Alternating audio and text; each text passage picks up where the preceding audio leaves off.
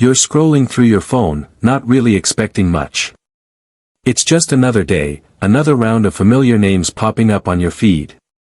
You skim past the usual celebrity selfies, a couple of movie trailers, some recycled rumors you've already seen a dozen times. Everything feels predictable. And then, there it is. A headline that makes your eyes freeze mid-scroll.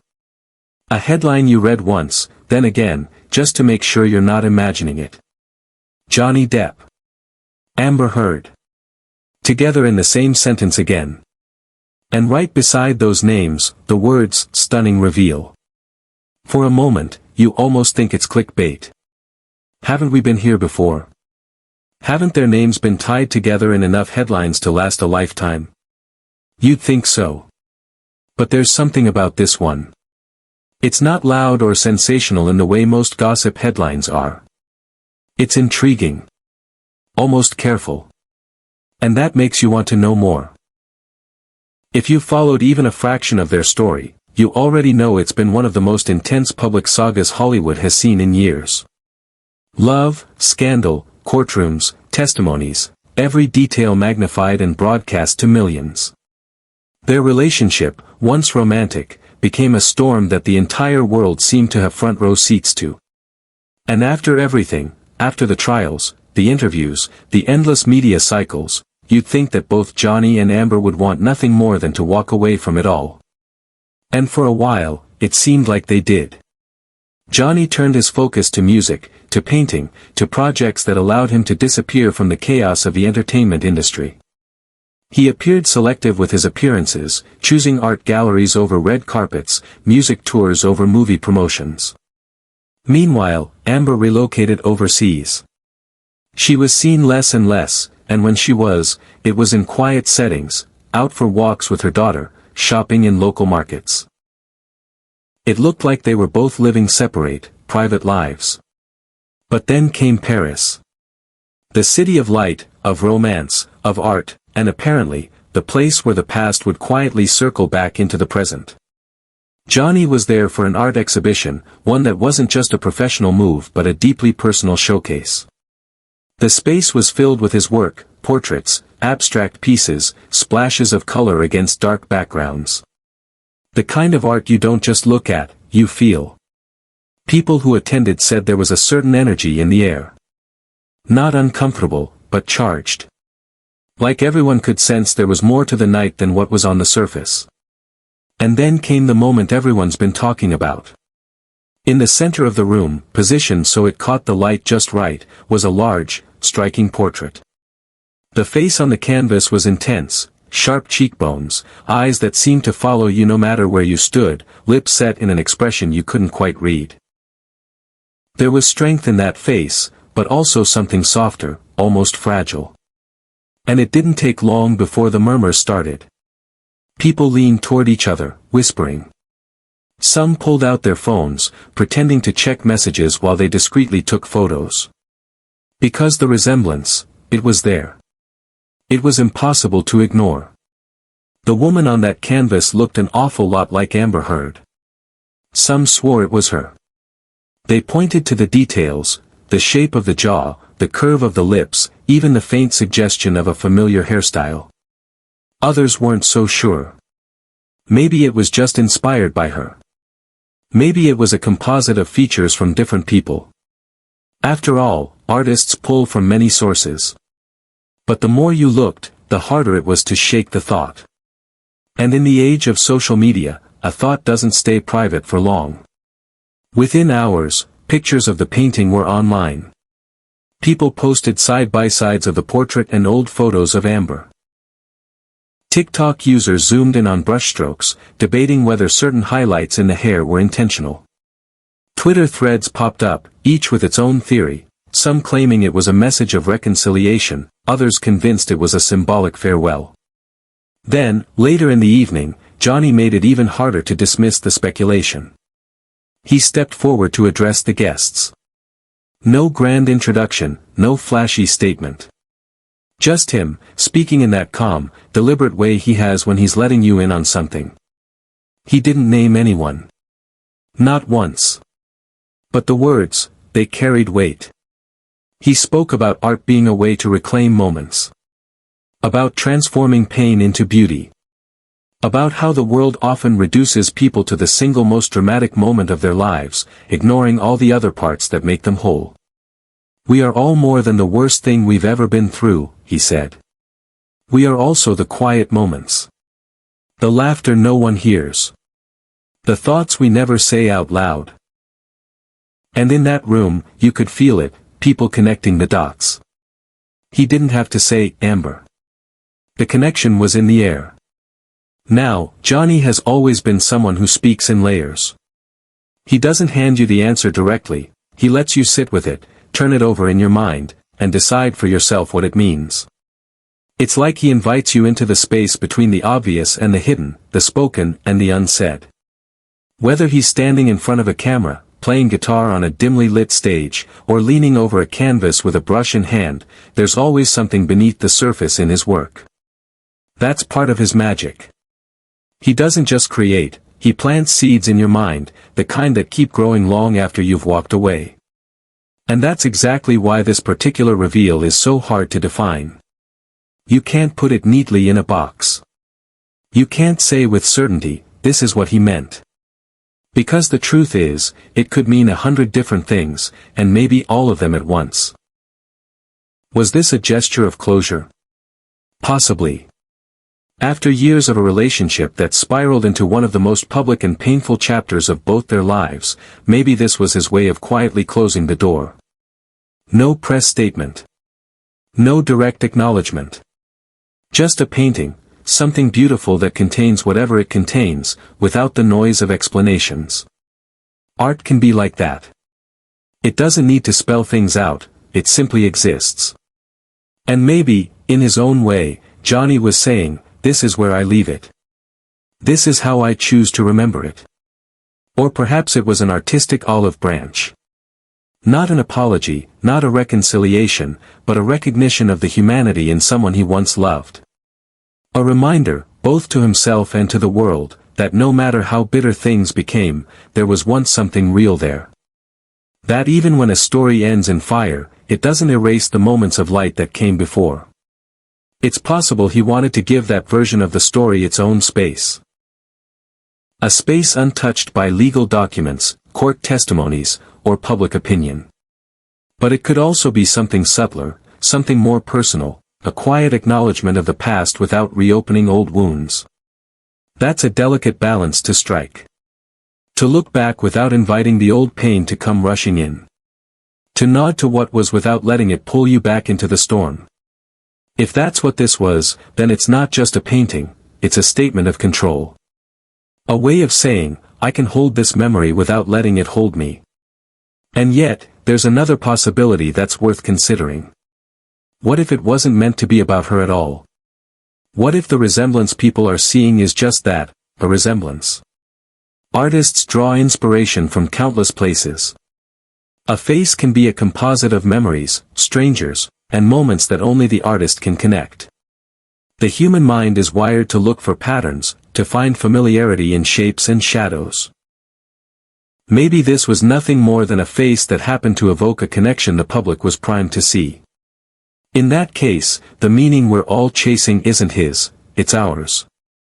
Still, it's impossible to ignore how art and interpretation work in Johnny's world. He knows people will talk. He knows they'll search for meaning. He's been in the public eye long enough to understand that every brushstroke, every lyric, every subtle detail will be examined, dissected, and debated. Which means, whether or not he intended for the painting to represent anything specific, he was fully aware of how it might be received. That awareness alone makes the whole thing even more layered. And maybe that's the brilliance of it. By keeping it ambiguous, he keeps control. If he never confirms or denies anything, the conversation stays alive on its own. People argue, speculate, write articles, film YouTube videos, and debate endlessly on social media. Meanwhile, he says nothing. And in saying nothing, he says everything. It's a very different kind of power from the one he wielded on the witness stand or in the middle of a media storm. Back then, he was forced to respond, to defend himself, to address the noise head-on. Now, he gets to choose silence. He gets to create something beautiful and walk away, leaving the rest up to the audience. It's the ultimate reversal, where once the narrative was ripped from his hands, now he controls exactly how much he gives away. That's the thing about layered communication, it's not just about what's being shown, it's about what's being withheld. And Johnny has always been a master of that. You see it in the way he plays a character, letting emotion flicker across his face in micro-movements. You see it in the way he approaches music, letting certain lyrics linger a little longer than others. And you see it here, in this painting, where the silence between the brushstrokes is just as loud as the colors themselves. Which is why, no matter what the truth behind this painting is, it's unlikely we'll ever get a straightforward explanation. Not because he's trying to be evasive, but because the explanation might not matter. The meaning could shift depending on who's looking at it, what they know, and what they've lived through themselves. And maybe that's the point. Art, at its best, is a mirror, it shows us pieces of ourselves in someone else's creation. So, yes, this could be closure. It could be a peace offering. It could be a nod to a complicated past, or it could be nothing more than an artist painting a compelling face. But in the end, the question might not be, what does Johnny mean, but rather, what does it mean to you? Because the answer to that is the one you'll carry long after the headlines fade. And if there's one thing we know about Johnny Depp, it's that he understands how to make a moment last. Not by explaining it, but by letting it live in the minds of the people who can't stop thinking about it. But there's another possibility. One that's been drifting through conversations in quiet corners, passed between people who claim to know more than they're willing to say out loud. The kind of whispers you can't verify but can't quite ignore either. According to these murmurs, this exhibition might be more than it seems. It might not just be about hanging paintings in a gallery for art lovers to admire. It could be part of something much bigger, something Johnny's been carefully building behind the scenes. The theory is that this entire event was a calculated piece of a larger puzzle. A puzzle that, when complete, will be a documentary unlike anything we've seen from him before. Not the kind of overproduced, PR-controlled special that most celebrities put out to polish their image. No, this would be raw. Personal. Creative. Something that digs into not just his career, but his inner life, his art, his music, and the scars, both visible and invisible, left from the years he's just lived through. If that's true, then this painting might not be a standalone work at all. It might be the opening shot of a much bigger narrative. A teaser not for a gallery show, but for a story that's still unfolding. The kind of story that doesn't just get told in interviews, but in layers, paintings, music, private conversations, and rare glimpses into the quiet moments no one has seen before. Think about it. Johnny has spent decades in the spotlight, but always on someone else's terms. Directors, producers, studios, journalists, they've all shaped how the world sees him. Even during the most public chapter of his life, when cameras were broadcasting his every move in courtrooms, the narrative was still filtered, edited, and framed by others. But what if, this time, he's taking that narrative back entirely? What if this is him deciding, piece by piece, how his story will be told and what parts the world will get to keep? A documentary like that wouldn't just be about the obvious headlines. It wouldn't rehash the same sound bites that have been played to exhaustion. It would show the in-between moments, the ones that reveal who a person really is when the cameras aren't supposed to be rolling. The night spent painting alone in a studio, music drifting in the background. The moments with friends who've been there through the worst and stayed through the quiet. The decisions made in private that never make it into the news cycle but shape everything that happens next. And that's what makes the idea so compelling. Because if this painting is indeed connected to that kind of project, then every detail in it becomes more important. The brushstrokes, the lighting in the gallery, even Johnny's choice of words during his speech, it all becomes potential foreshadowing. Not just for what the art means, but for where the story is heading. There's also the question of timing. Why now? Why Paris? Why this specific series of paintings? Johnny has never been careless about timing. If you look back at his career, his major moves often happen in carefully chosen moments, right when the public is ready to see him in a new light, but before they realize they're ready. This exhibition could be serving the same purpose. It might be the quiet, soft launch of a much louder, more revealing project. And if this is part of a documentary, then you have to wonder how much of it has already been filmed. Was there a crew at the gallery that night, blending in with the crowd, capturing reactions without anyone realizing? Were there cameras in his studio in the months leading up to the exhibition, documenting the creation of each piece? If that's the case, then the real story isn't the painting itself, it's everything around it. The whispers suggest that this project, if it exists, isn't being made for a traditional studio. It's not something that will get chopped up into neat, marketable segments. Instead, it's being shaped as something closer to a long-form personal journal, an honest, unfiltered look at a man who's been defined by the world for decades and is now ready to define himself. The art is just the doorway. Once you step through it, you're in his space, on his terms. That possibility changes the way you see the painting entirely. Suddenly, it's not just about whether or not the face on the canvas resembles Amber Heard. It's about what that choice, intentional or not, says in the context of a bigger, more personal narrative. Maybe it's about revisiting the most difficult chapters of his life, not to relive them, but to rewrite them in his own voice. Maybe it's about reclaiming the power to frame those memories in beauty instead of chaos. Or maybe it's about showing the world that even the most painful relationships can be transformed into art when enough time has passed. Of course, there's no official confirmation. Johnny hasn't announced a documentary. No production company has stepped forward. The whispers remain whispers.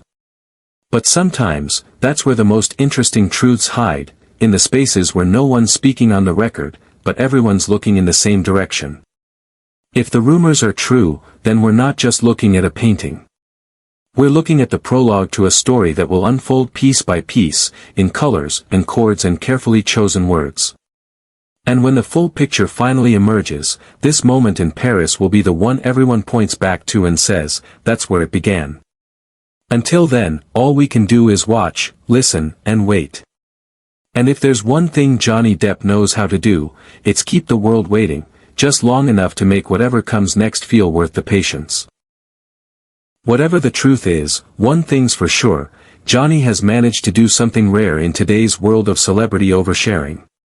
He's created mystery. In an era where most public figures spill every detail on social media for likes and headlines, he's chosen a different path. A quieter one. And it's working. Because the less he says, the more people want to know. It's almost ironic. In the years when his name was everywhere, attached to every headline, people claimed to be tired of the story.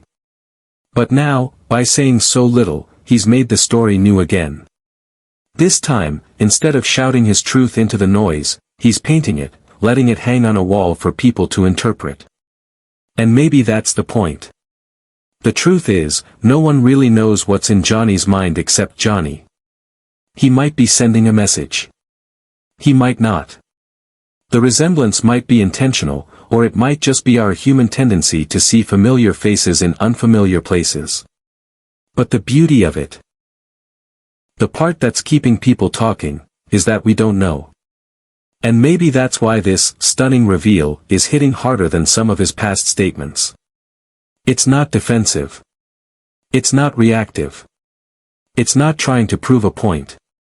It just exists, quietly, and lets the world decide what it means. So, the question now is, what happens next? Does Johnny keep quiet and let the speculation grow? Does Amber respond? Does this become the first public breadcrumb in a much bigger project? Or does it fade into the background, becoming one more intriguing but unexplained moment in a career full of them? Only time will tell. But one thing's for certain, Johnny Depp knows how to keep people guessing.